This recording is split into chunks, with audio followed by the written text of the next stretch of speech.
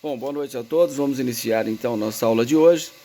Nós vamos falar sobre medida de segurança.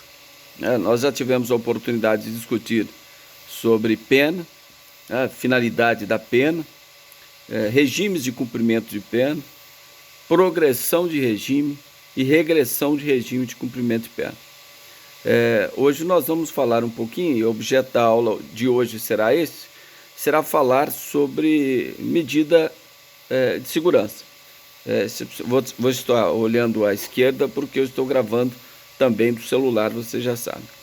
Tá? Então, o que nós vamos trabalhar hoje, o que nós vamos discutir e nossa temática de hoje é a medida de segurança, e que, pelo amor de Deus, não se confundam com o mandado de segurança, né? Um aluno, eu perguntei o que era medida de segurança, o aluno deu a definição do que era mandado de segurança. Então aí não dá, né? Porque essa matéria vocês já estudaram lá atrás, no Direito Penal, parte geral, Direito Penal 2, Direito Penal 1, Direito Penal 2.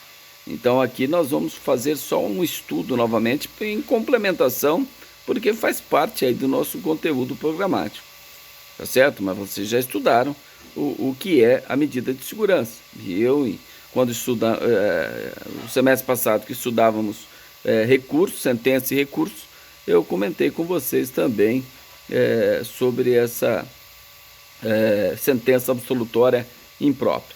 Tá? Então, o que nós vamos tratar está no artigo 171 ao artigo 179 da Lei 7.210 de 84, está previsto também na parte geral do Código Penal, artigo 96 ao artigo 99 do Código Penal, tá certo? Então, tudo que nós vamos tratar aqui já está tratado na lei especial e no Código Penal, na sua parte geral, tá? Bom, mas o que é então a medida de segurança? Nós podemos falar que trata de nós temos aí o gênero sanção, que se divide em pena e medida de segurança. Então essa é uma classificação mais aceita doutrinariamente, indicando que, apesar dela não ter a mesma finalidade da pena, mas não deixa de ser uma sanção que é imposta, tá certo? Então nós vamos começar a falar em que hipótese seria possível a decretação da medida de segurança. Então, toda vez que nós tivermos um fato típico, né, mais a periculosidade social, ou seja, o sujeito não é culpável, né? Vamos desde o início. O sujeito foi preso inicialmente por ter praticado um homicídio e instaura-se um incidente de insanidade mental, do artigo 149 do Código de Processo Penal, instaura um incidente de insanidade mental, que este é a única prova que o delegado não pode determinar de ofício. Somente mediante requerimento da defesa, do Ministério Público ou o juiz de ofício pode determinar a realização do exame de sanidade mental.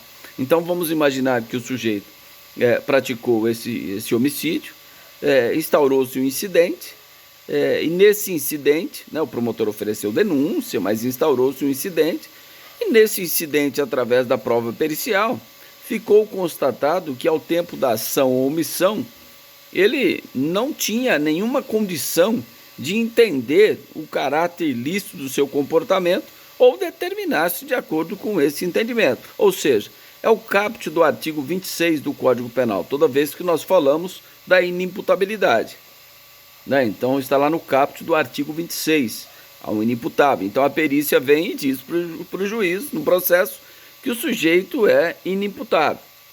Se ele é inimputável, o juiz vai dar uma sentença absolutória, também conhecida como absolutória imprópria, e vai aplicar a medida de segurança, tá certo?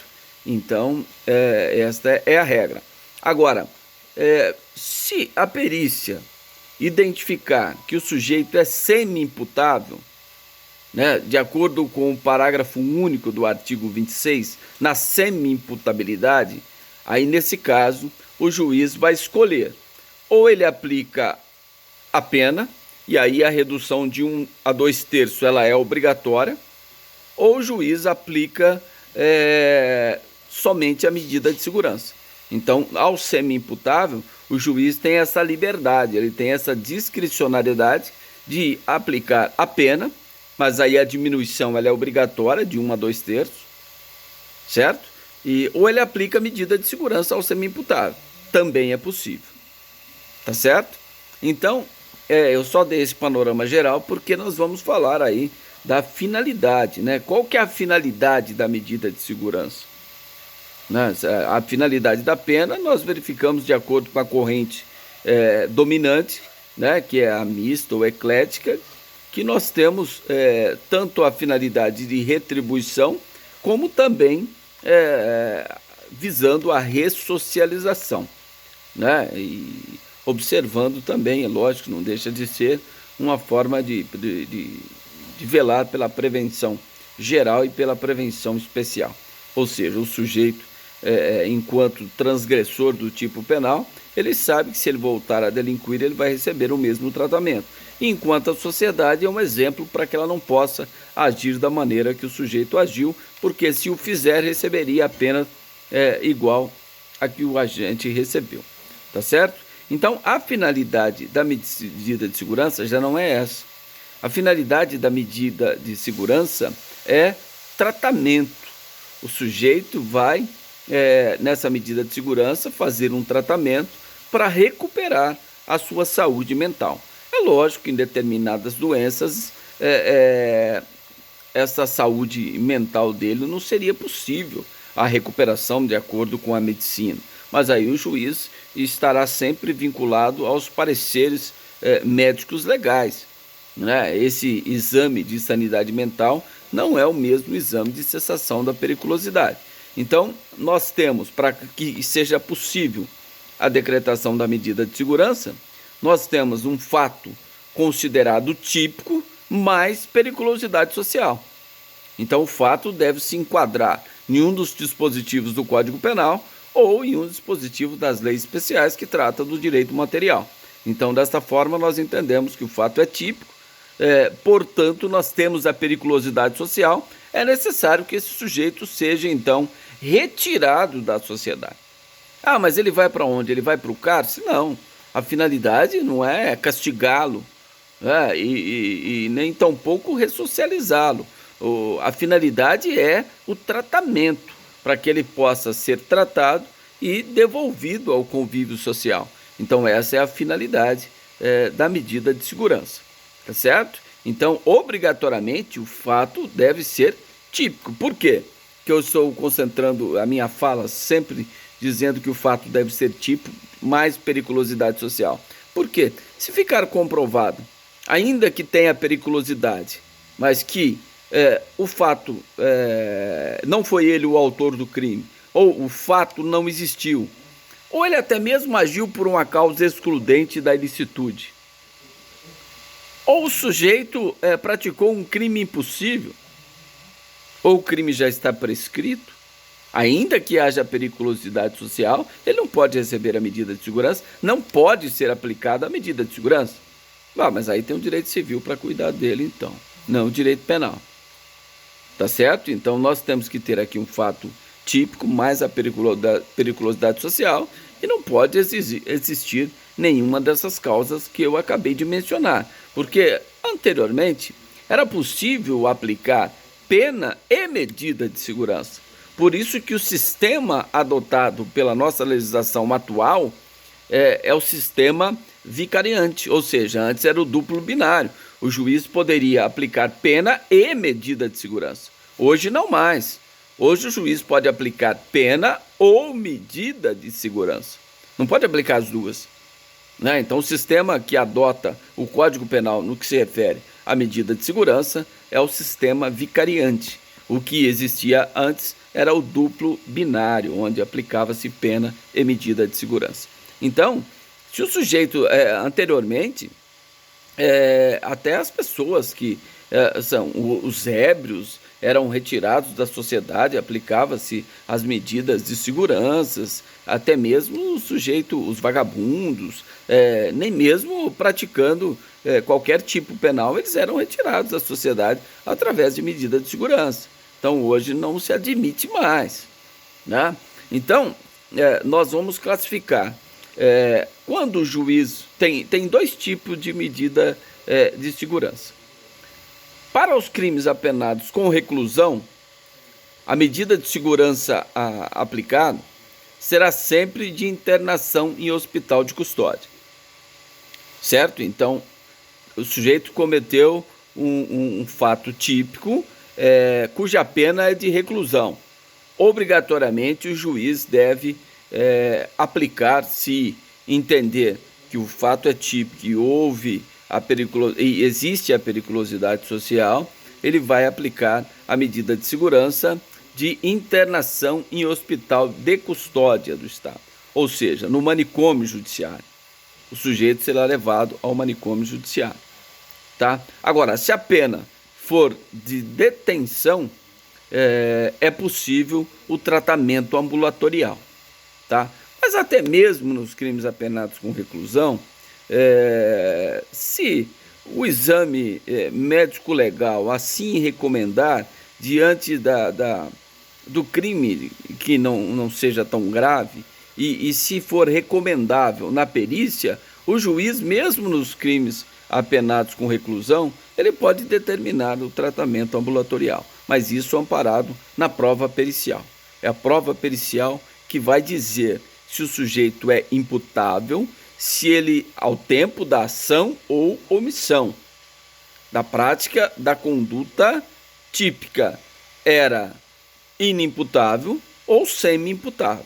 É a perícia que vai dar todo esse alicerce, né? E as partes podem formular quesitos, tanto a defesa quanto a acusação. O próprio juiz pode apresentar também as arguições que devem ser feitas nessa prova pericial. Mas quem faz é o psiquiatra forense, né, com formação específica, ele que vai analisar e vai fazer um laudo dizendo se o sujeito é realmente imputável ou inimputável, tá? Então, em sendo inimputável nessas condições que eu acabei de apresentar, dos crimes apenados com detenção, o juiz vai determinar que ele seja submetido a tratamento ambulatorial, periódico, né, com acompanhamento familiar, tudo isso será disciplinado desta forma, tá certo?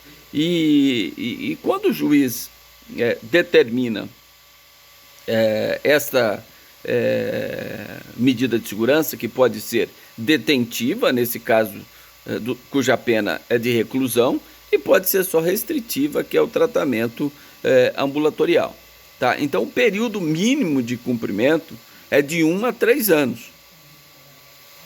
Então, na LEP, aí, no artigo 171, artigo 179, diz que, enquanto não cessar a periculosidade, ela deve vigir por prazo indeterminado, mas no período mínimo é de 1 a 3 anos. E aí, anualmente, o sujeito é submetido a um exame de cessação ou não de periculosidade, tá? Então, aí é uma junta médica que vai analisar se cessou a periculosidade, se o tratamento foi eficaz, se o sujeito tem condição de voltar ao convívio social, tá certo? Então, é muito complexa essa questão da inimputabilidade, né? Quando, por exemplo, você na advocacia, quando você vai, não, o sujeito cometeu um crime, às vezes com requintes de crueldade, com barbárie, e você é contratado para advogar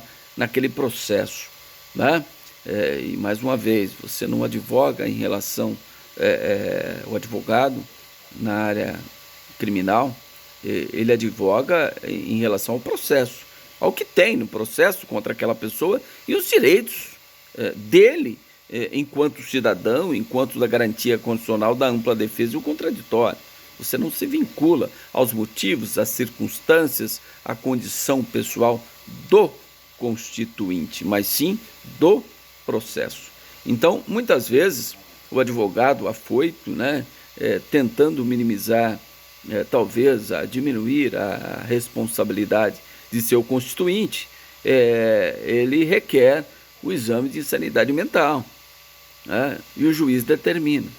E aí vem a perícia e diz que o sujeito é inimputável. E aí, se o crime é de reclusão, medida de segurança por prazo indeterminado.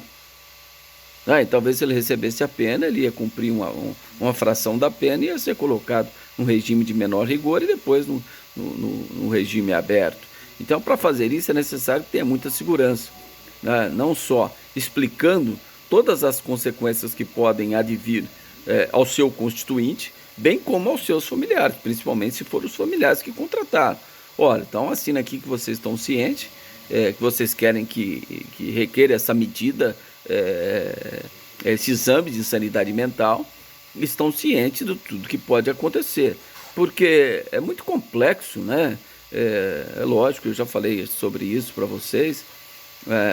O médico psiquiatra, né, sozinho, analisando a mente do sujeito, é lógico que ele tem técnica, ele estudou para isso, mas eu acho assim muito inseguro o juiz, através de um laudo só no processo, considerar o sujeito inimputável. Isso é uma questão muito complexa, né?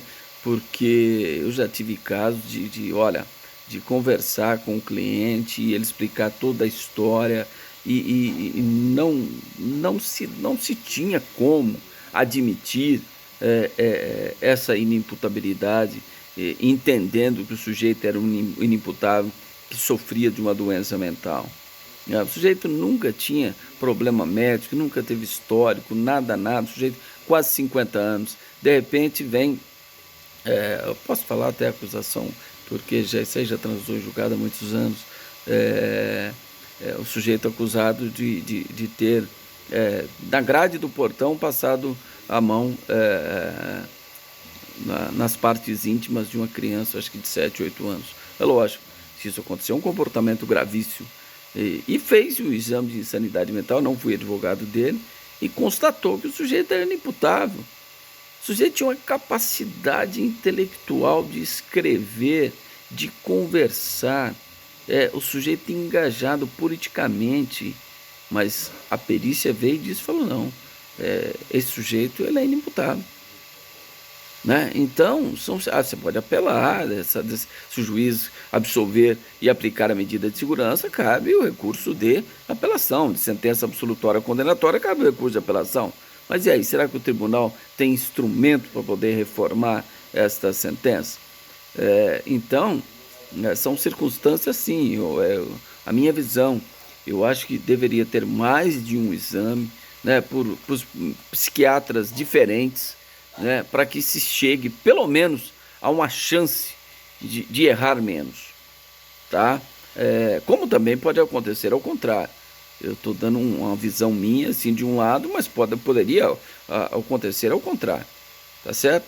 Então vamos lá. Essa medida de segurança, ela tem o prazo mínimo de duração de 1 a 3 anos.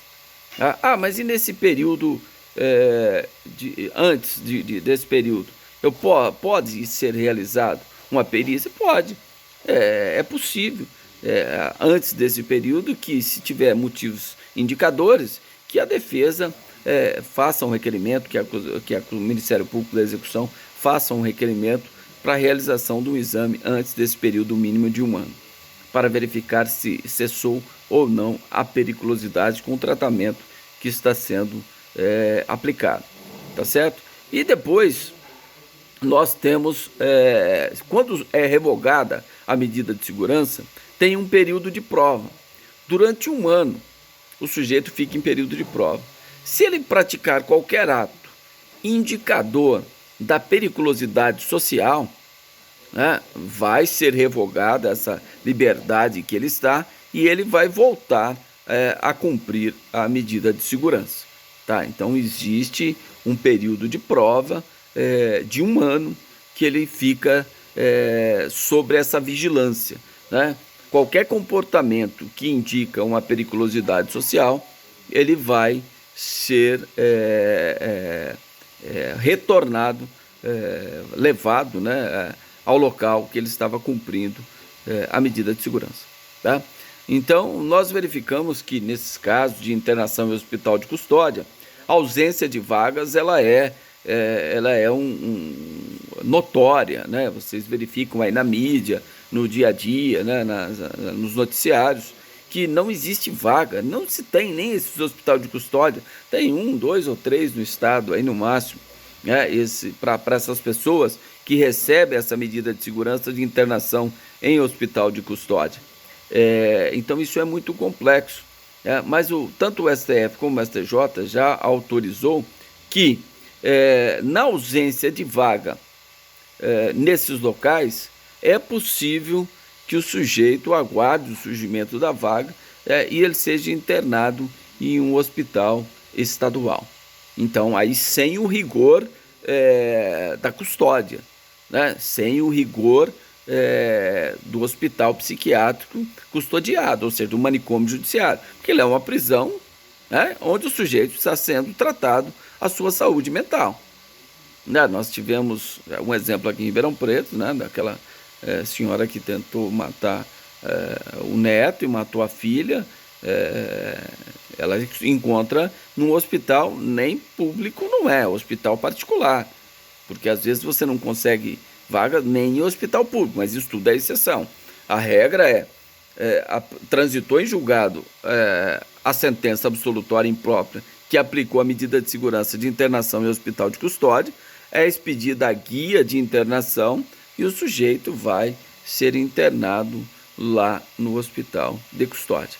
Tá? E até faz a detração. Esse período que ele ficou lá no cárcere, junto no sistema prisional, às vezes ele é isolado, quando for manifesta a doença mental, a inimputabilidade, né? O sujeito não vai ficar junto com outros presos, mas talvez isso não é tão aparente assim.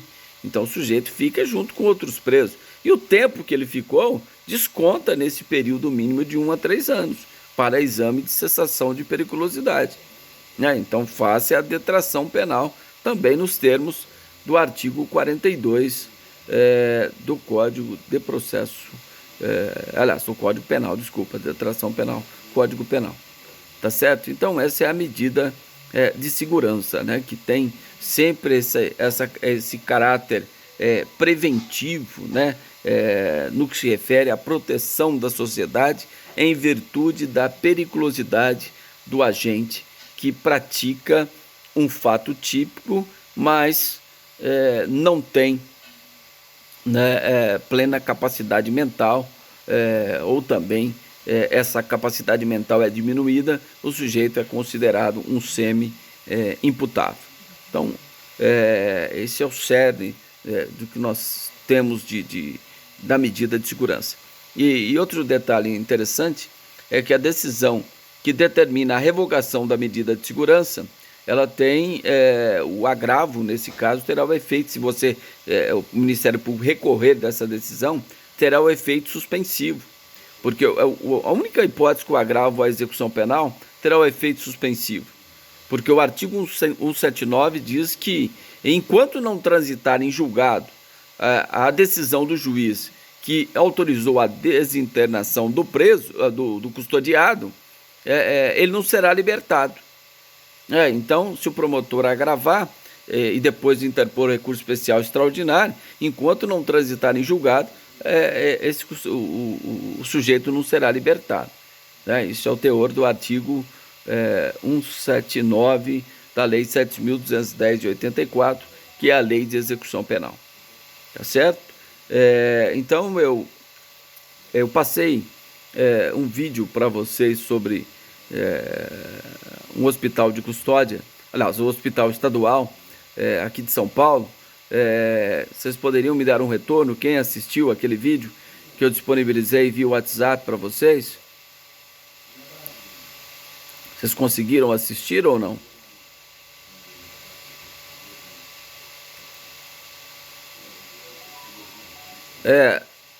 É, foi um Cabrini, né, um jornalista que respeito pra caramba, um jornalista sério que faz excelentes reportagens. E essa foi mais um trabalho excelente que ele fez em duas reportagens sobre o Hospital Veracruz de São Paulo, né, que é um hospital estadual para tratamento de doentes mentais. Tá? Então, essa é uma realidade, né? Nós já tivemos aqui, lá em Babacema, né, em Minas Gerais, que foi conhecido como, até um livro de uma jornalista sobre um manicômio que tinha lá, que foi chamado de Holocausto Brasileiro, né?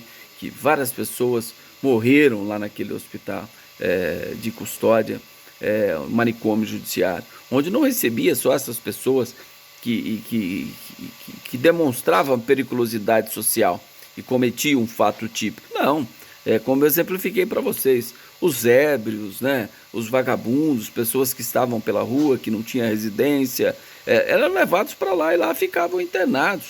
Eu dei até um exemplo de família, né, por exemplo, uma família tradicional da época, uma filha que se engravidou, solteira, por exemplo, a família da alta sociedade, repelia de forma cruel, né? Às vezes a família fazia doava esse filho para outra pessoa, né? E mandava essa pessoa para lá, né? E lá essa pessoa desaparecia. Então isso é muito triste. E o que nós temos hoje no Brasil em relação ao manicômio judiciário é uma situação assim altamente degradante. Nós não podemos pensar em cura, né? Porque, olha, se nós verificamos como está o SUS, né? Não diante desse quadro atual, mas mesmo antes desse quadro atual que nós vivemos, que é o quadro de pandemia, nós verificamos que o Sistema Único de Saúde ele deixava muito a desejar, né? Pessoas que morriam na fila esperando medicamentos de alto custo, esperando por cirurgias, esperando até mesmo marcar consultas e não conseguia. Agora imagine essas pessoas que estão com a liberdade cerceada, aguardando do Estado um tratamento para que se possa recuperar de uma doença mental. Porque essas pessoas são discriminadas, né? A própria família às vezes discrimina essa pessoa e abandona essa pessoa nesses locais. Às vezes para a família é um alívio que essa pessoa fique naquele local isolada, detida, sem, entre aspas, dar trabalho para a família, né? Mas lá o que a gente verifica é uma realidade bem outra, né? Nós estamos longe de verificar que uma possibilidade de um tratamento efetivo, que busca realmente um tratamento moderno para ser aplicado, para que busque a recuperação daquelas pessoas que talvez uma debilidade mental aí, ainda que permanente, que pudesse ser recuperada, né, através de um tratamento específico, pudesse devolver o sujeito à sociedade para que ele viva a vida dele, né? Mas enquanto, só depois a gente vai abrir um debate nesse tema, só para me fechar aqui a gravação, no celular, que nós concentramos todo o assunto aqui de medida de segurança, depois nós vamos discutir as questões propriamente, a questão do prazo indeterminado. Existe uma discussão, e é objeto da peça que eu passei para vocês, será que a medida de segurança ela tem prazo indeterminado mesmo, como consta na lei? Porque se você coloca prazo indeterminado, será que você não estaria criando aí uma sanção perpétua, cuja Constituição veda expressamente qualquer tipo de sanção de forma perpétua? E quando você deixa a medida de segurança por prazo indeterminado, você não estaria equiparando a uma sanção perpétua? Não, mas então será que nós poderíamos limitar? Limitar o quê? Limitar ao prazo máximo de duração da pena, né? De acordo com o artigo 75, né? Então se for antes de 23/1 de 2020, 30 anos. Se for depois de 23/1 de 2020, 40 anos, de acordo com a nova redação do artigo 75 do Código Penal. Então, será que nós poderíamos equiparar? Olha, se tem um limite para a pena, 30 anos, então nós vamos impor também, no que se refere à medida de segurança, um limite aí de 30 anos. Então, essa discussão na doutrina e na jurisprudência também é bem acentuada e bem alicerçada essa fundamentação, porque se você deixa por prazo indeterminado, não deixa de estar criando uma sanção perpétua, e aí nós temos a vedação constitucional. Tá? Agora, o outro entendimento do STJ, ele diz o seguinte: bom, se o crime de roubo, a pena, o roubo simples, a pena é de 4 a 10 anos, o roubo majorado, um aumento de 1/3 da pena, então nós vamos manter o máximo da pena combinada abstratamente. Vamos imaginar o furto qualificado, artigo 155, parágrafo 4º, a pena é de 2 a 8 anos. Então, o máximo que ele poderia ficar em medida de segurança em hospital de custódia seria 8 anos, porque é a pena máxima combinada abstrata em relação ao crime de furto no artigo 155, parágrafo 4º do Código Penal. Então, esse é o entendimento do Superior Tribunal de Justiça nesse sentido, que também não deixa de ser um fundamento para se criar, uma corrente para vedar que seja aplicado uma, entre aspas, sanção de caráter perpétuo, que é deixar a medida de segurança por prazo indeterminado. É nesses termos que o STJ entende desta forma. Então, se o homicídio é de 12 a 30 anos, o máximo da pena combinada abstrata é 30 anos, o máximo que a pessoa poderia ficar em medida de segurança seria 30 anos, cessaria a aplicação do direito penal. E aí já vou até adiantar, eu dei um exemplo para vocês do Champinha, aquele que matou o casal, o Felipe Café, e não lembro o nome da moça, nunca lembro o nome da moça, mas matou o casal, estuprou a moça e matou os dois. Na época ele tinha 16, 17 anos. O que acontece? No Estatuto da Criança e do Adolescente, ou ele fica 3 anos, ou completando 21, ele deve ser libertado. Esse é o regramento do Estatuto da Criança e do Adolescente. Então, o Champinha não encontra tolhido da sua liberdade até hoje, por esse fato, esse duplo homicídio com concurso material com um crime de estupro. Mas qual que é a natureza jurídica da detenção dele? É isso que nós temos que saber para que possamos dar um desfecho naquele trabalho que eu passei para vocês. Então, nós temos outros ramos do direito. Então, naquele trabalho eu disse o seguinte: olha, o sujeito já vai completar 30 anos que está em medida de segurança, o exame de cessação de periculosidade feito anualmente vem colocando que o sujeito tem periculosidade social. Se ele for desinternado, ele pode voltar a cometer esses comportamentos típicos aí, caracterizadores da possibilidade de aplicação da medida de segurança. Então, como fazer? Será que meus 30 anos, então, coloque a liberdade? Mas e o exame de cessação de periculosidade que deu que o sujeito continua com alta periculosidade, grande possibilidade de voltar a delinquir? Qual a solução que nós temos para isso? A solução que nós temos, de acordo com o entendimento doutrinário, cessaria o direito penal nesse momento, e o direito civil ficaria responsável para cuidar dessa pessoa, promotor e o direito civil, interdição, e o sujeito ficaria sob a custódia do Poder Judiciário, mas não mais do direito penal, mas sim do direito civil, que cuidaria dessa pessoa que seria interditada. Nós teríamos lá um juiz, teríamos o Ministério Público para poder cuidar dessa pessoa que está interditada e internada num hospital estadual, só vai mudar de local. Só que lá ele vai sair do manicômio judiciário e ele vai para um hospital estadual, por exemplo, em Ribeirão Preto. Nós temos o Hospital Santa Teresa. Então, o sujeito poderia ficar internado ou no Hospital das Clínicas de Ribeirão Preto, nessa parte de psiquiatria. Então, o sujeito ficaria internado no Hospital das Clínicas ou no Hospital Santa Teresa, interditado, sob a fiscalização do Ministério Público e do juiz.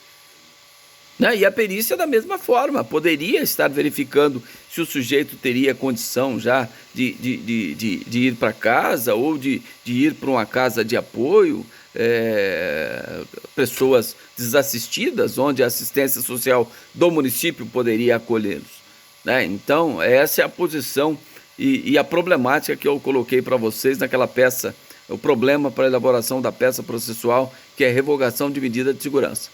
Tá certo? Então, nós terminamos a parte técnica sobre medida de segurança. Daria para falar algumas coisas, mas são coisas que eu já falei, não muda isso que nós, do cerne, que nós tratamos aqui na aula de hoje, que está lá no artigo 171, artigo 179 da Lei 7.210 de 84 e artigo 96, artigo 99 do Código Penal. Tá bom? Então, paramos por aqui.